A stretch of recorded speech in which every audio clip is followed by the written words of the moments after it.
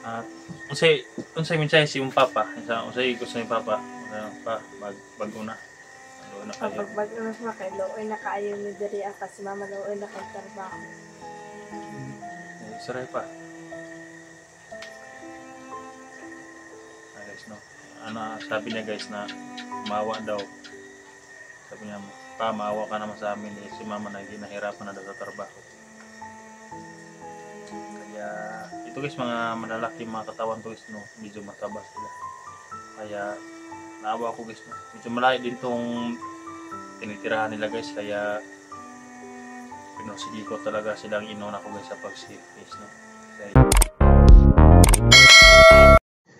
hi guys, magandang gabi po sa lahat. Magandang gabi po sa lahat ng mga viewers natin dyan. Sa gabi na ito guys, no, nilipat ko yung guys, no, yung pamilya ni Bert, yung anak niya, dalawa. Dahil may lagdat yung isa guys, no, natutulog na doon sa taas. Yung kapatid ko guys, hinihintay ko pa yung chat niya dahil nandun pa sa bahay nagtatrabaho. Tinunong ko lang guys, no, sa pag-safety yung ang pamangkin ko guys, no, dahil hindi natin alam guys yung takbo ng utak ni Bert dahil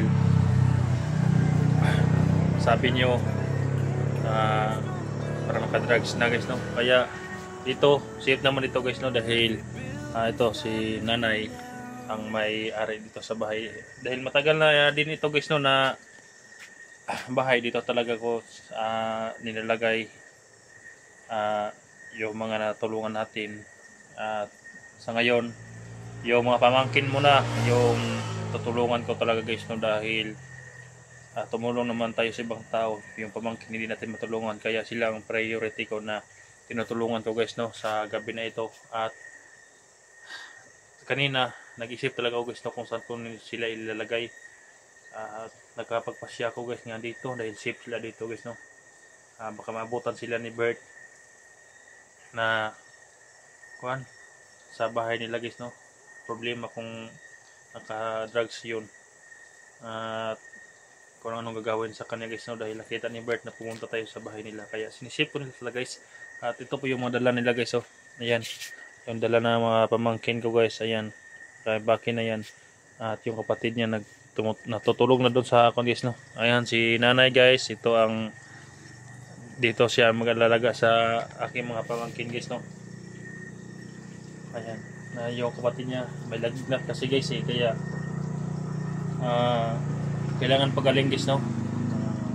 Bibilhan natin ng gamot at pagkain sila dito guys, no. Kahit nahirapan guys, marami akong tinutulungan. Ito kailangan natin lumaban ng napatos guys, no, buwan ng kabutihan. Si nanay, okay ra sila diri nay? Diri na ko sila bilin si mo ha? Tira na. Salamat kinaya. At ito pong panganay ni Bert. Okay ka lang dito, ha? Salamat kay Inay kay imo ning gibutang diri anay kay madlok bubod ni Papa. Yes, matatakot daw sa kanyang papa guys, no. Dahil nakita daw niyang mga video guys ba na nagkaganyan yung papa niya. Yung mo, manghod ni mo, okay ra to? Okay naman to, no? Natutulog na.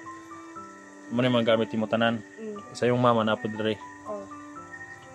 So, ayan guys, no? Sa yung nanay, yan ang bigyan natin ng kunting halaga guys, no? Para pambili ng pagkain dito sa pamangkin ko guys. Ayan.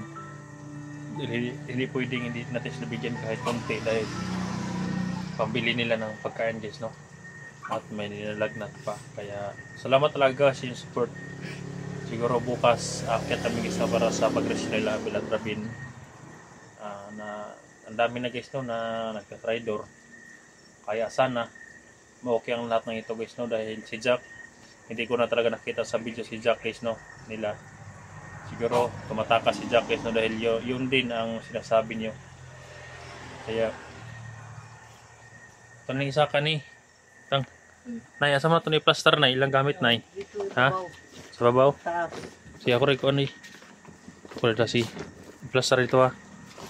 Kaya kalat ito guys, pero safety naman ito guys, no. Wala pang ilaw dito guys, oh. Isa lang ilaw nay. Asa mo na i-plaster rin nay? Ha? Pwede naman dito, oh. Dito ba tao? Yung kapatid niya guys, ayan dyan, natutulog na guys, no? Ayan, natutulog na. Dahil dito guys, walang ilaw. Hirap, walang ilaw na ya. Nag-iisa na ito guys, wala palang, hindi pala nakabili ng kuan. Dito, yung ilaw, bumbilya. Kaya, baliktad doon ay. Ayan, yung sinasaing nila dito guys. Ayan, may kanin pa. May sudan. Wala daw ulam guys. Walang ulam si nanay. Ayan.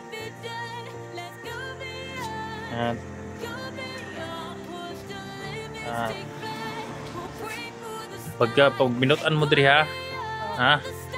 Pag binutan mo kay manianira ko diri sa diri. Nahawakan mo nga na yung panay.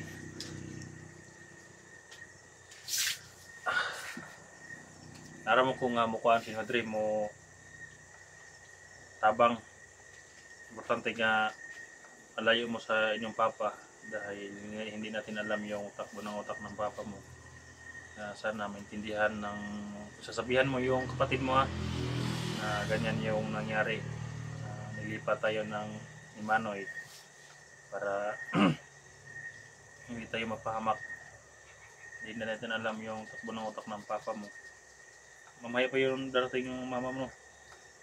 Alas 8 ng gabi guys, darating na English, no?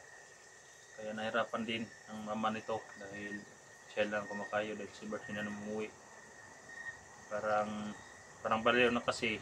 Siguro si Jack guys, no? Hindi na kinaya ni Jack yung mga pangyayari kaya tumakas siya sa kamay ni Bert. Siguro nakadala din yun ng pira guys, no, na binabayad sa kanilang big boss. Kaya sa lahat ng mga hunters, no, mag-ingat tayo, safety natin yung mga pamilya natin. Dahil ito guys, hindi alam ni Bert to dahil walang nakakaalam dito guys, no. Kaya gabi ko sila talaga dinala dito para hindi kami masundan. Kaya thank you po sa lahat guys. Sana gumaling na agad yung kapatid nito guys, no, dahil napakahirap guys kung palaging uso kasi ang lag na tito sa amin guys, no. Yan. At unsay mensahe si yung papa, unsay gusto ni papa pa bago na kayo. Pag bago na sa kay looy na kaayo ni diri akas si mama looy na kay trabaho. Saray pa. Guys, no. Sabi niya guys na maawa daw. Sabi niya, pa maawa ka naman sa amin si mama nahihirapan na daw sa trabaho. Kaya ito guys, mga malalaki mga katawan to guys, no, medyo mataba sila. Kaya naawa ko guys, no. Medyo malayo din tong tinitirahan nila guys, kaya pinursige ko talaga silang inuna ko guys sa pag-save guys, no. Dahil hindi ko kaya sa aking konsensya kung anong mga mangyayari sa kanila. Kaya na sa may mga kulang din si Monay na mga asukar rin ay. Wala din yung asukar, mga asin, wala. Bugas, takay bugas. Gamay na lang kayo among bugas. So ilang kay makato ka kung bayan. Bili tayo ng grocery dito para may pakain to sa mga pamangkin ko. Bantayan lang sila na no. Ilang pa pagawas-gawasa sila sa gawas kay patakabalo sa palibot. Kasi biglang pwede man sila dahil nag-aaral to guys, no. Pwede naman ipakuan ko sila, ipahatid. Sundo hatid para lang safe sila guys, no.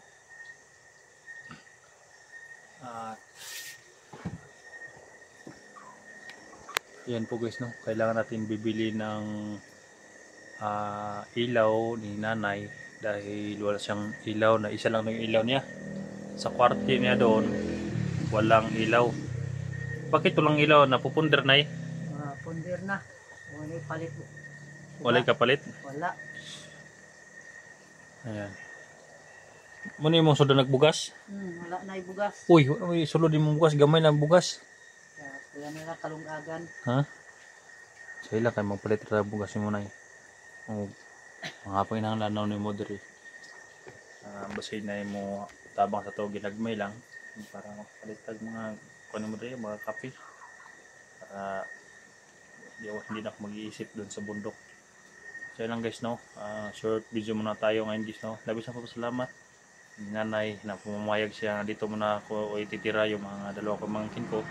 At salamat po sa inyong pag-support guys, no, sa lahat ng mga solid supporter natin dyan. Thank you po sa inyong lahat at sana ma-okay din tong lahat guys, no. At sa lahat ng mga hunters na nanonood sa video na ito, shape niyo yung pamilya niyo. At wala kailain ka ano sa may imong gusto. Ha? Wala kailain gusto nga kanon. Ora ginay imong gusto nga ikaw nga mo balik yung papa nga magbago. Yes no, kawawa yung contraries. Ako ko sa pangkin ko gusto dahil yun yung nangyari sa kanila. Yung nag-vlog pa si Bert noon guys, okay naman sila guys, no. Pero sa ngayon nagka-watak-watak. Ganyan talaga guys, hindi natin hawak ang panahon eh.